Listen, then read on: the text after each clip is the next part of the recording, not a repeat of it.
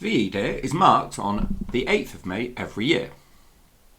2025 is the 80th anniversary and is being marked across the United Kingdom and other countries in Europe. This assembly is going to start thinking about that by focusing in on these two questions. What is VE Day and why do people remember VE Day?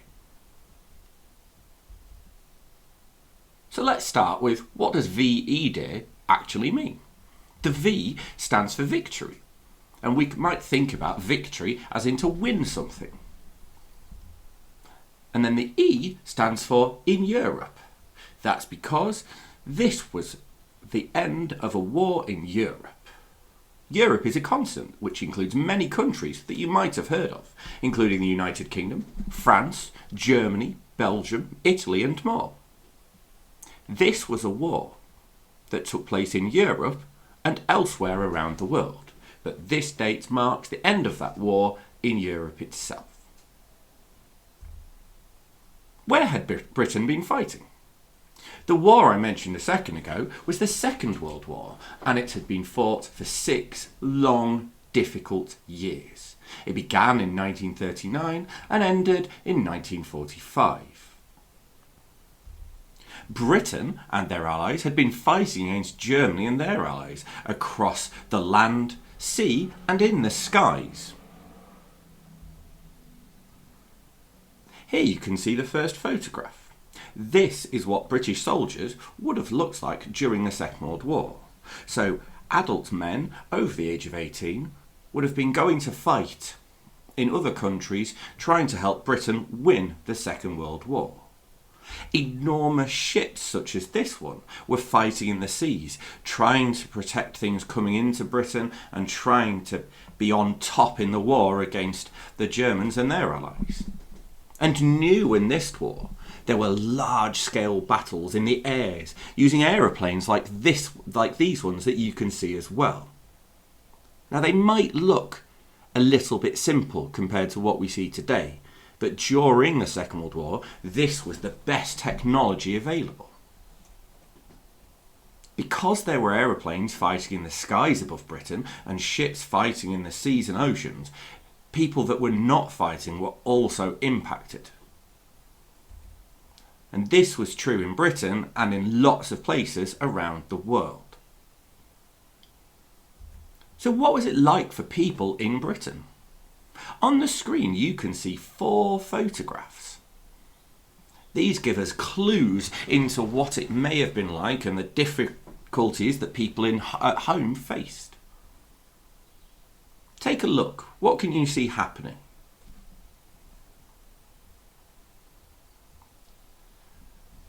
The first picture, many men were fighting away from home and women had to do jobs that men were doing before the war started.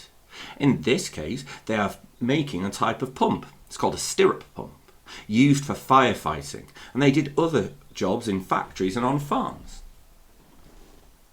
Not all men went away to fight. This man is an air raid precautions warden, and his job was to help people when aeroplanes attacked British towns and cities. They had to check people had gas masks and lots of other jobs too. German submarines attacked ships bringing food and equipment to Britain. This meant that the food was rationed to make sure everyone got enough to eat. You couldn't always get the food you really liked or wanted. It also meant that people also tried to grow more food to eat in Britain. There are lots of posters that you can find on the internet with campaigns like Dig for Victory. And last but definitely not least, British towns and cities were attacked by the aircraft from the German Air Force. Children who were at risk were evacuated to live with other people, not their families, in safer areas. You can see a large number of children being evacuated by getting onto a train. So based on what I've just said, can you think of reasons why life would have been difficult for people at home during the war?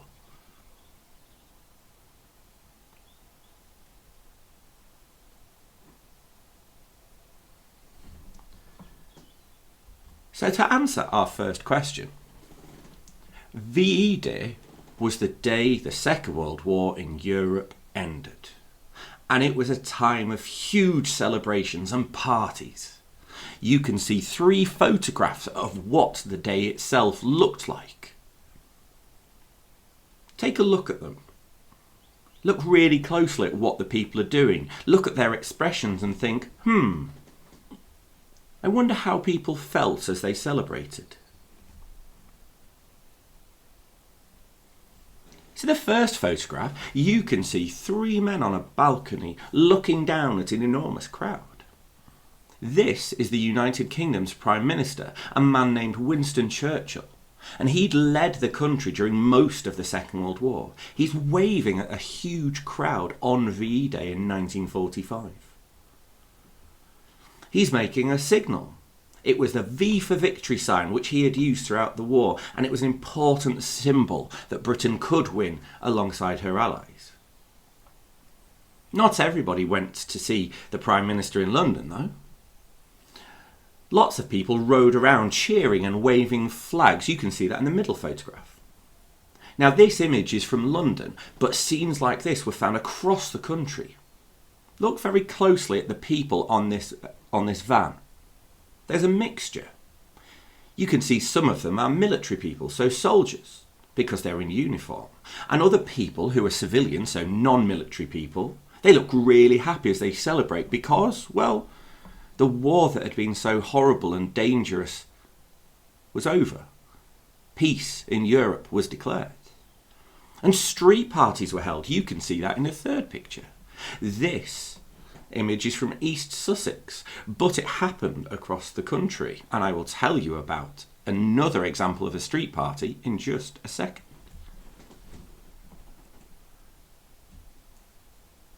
How might people feel when the war had ended? Take a moment, have a think.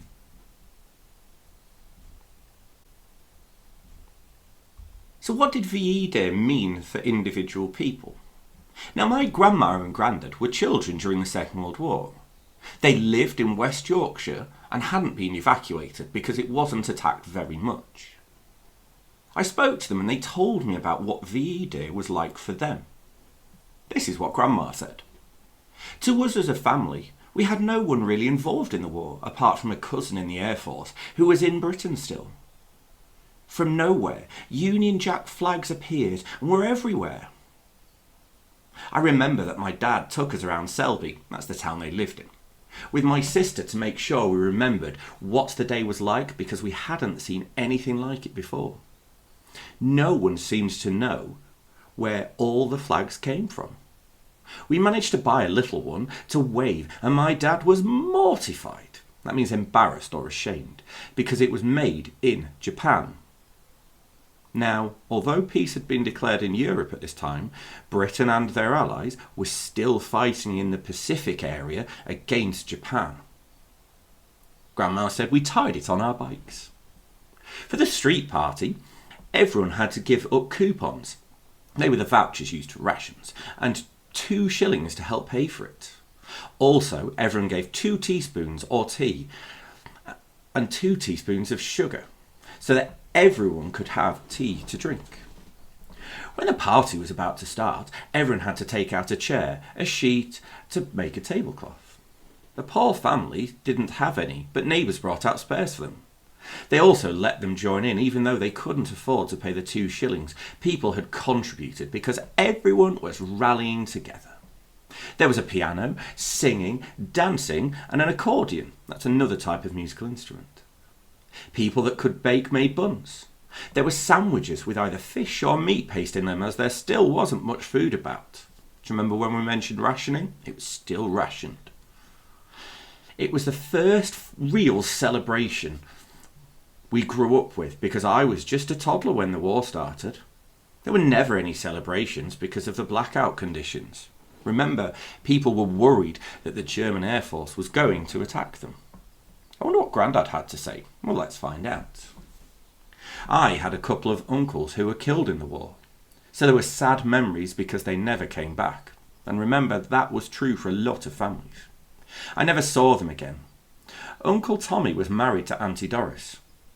When he came back on leave, that's like a break or a holiday from the army, he demonstrated how they fixed bayonets, that's a little knife that goes on top of the rifle, and he charged and put it through the door.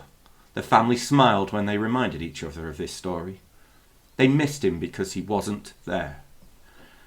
There were still celebrations about the war, but there was a certain sadness that everybody felt.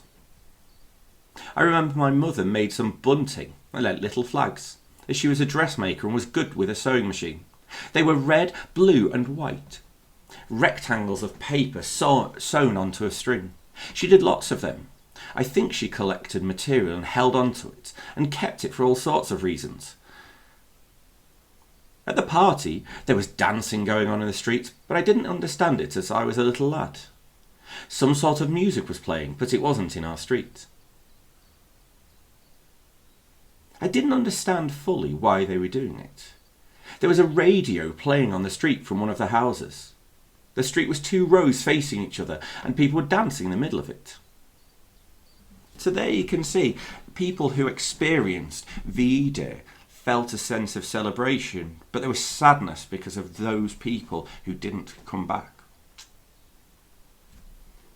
I wonder how people in different counties and cities felt, because everybody's experience would have been different.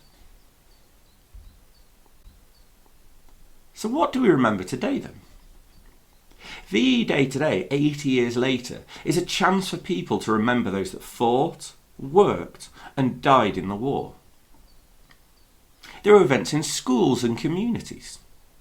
There are often parties and religious services because it's a time of celebration that the war ended and peace was declared in Europe. But it's also important to remember those that didn't come back, just like my granddad's uncles. I wonder what it was like where you grow up, where you live. Might be something you can find out. So where is the war remembered?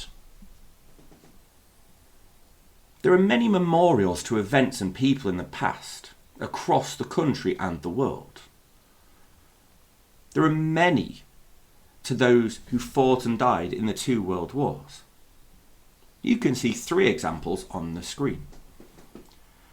The first is the Cenotaph in London, and that's where the national memorials take place.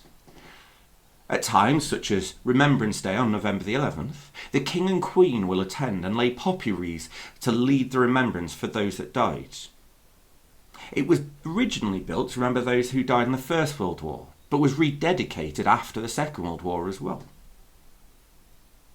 The middle is the memorial in the centre of Leeds. That's the city closest to where I live. It features an angel of peace at the top.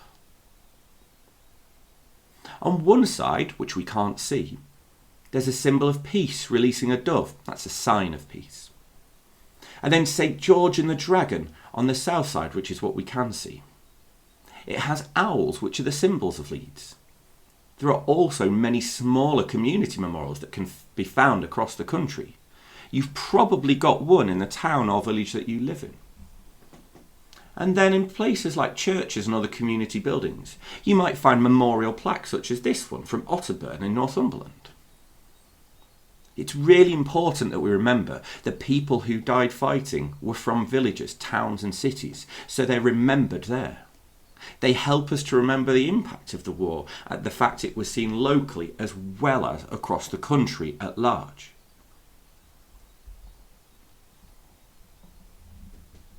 So last and not least, why do people remember VE Day? Think about what we've learned today and what you've learned elsewhere. In your head, can you tell me, what are we remembering? Can you think about why it is important to remember? You might want to start your answer with people remember VE Day because.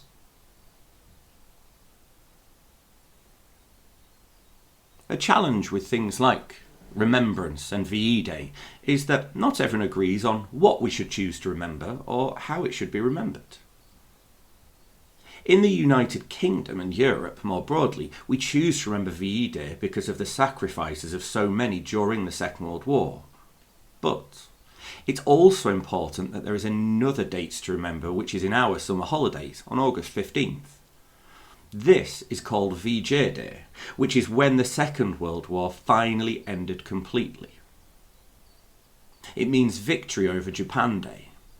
You might remember that my grandma's father, her dad, was upset because the only Union Jack flag they could find on VE Day was made in Japan. The reason he was upset and a little annoyed about it was because at that time Japan was still Britain's enemy. But take a minute to think when we get to August 15th. It would be 80 years since the war completely ended.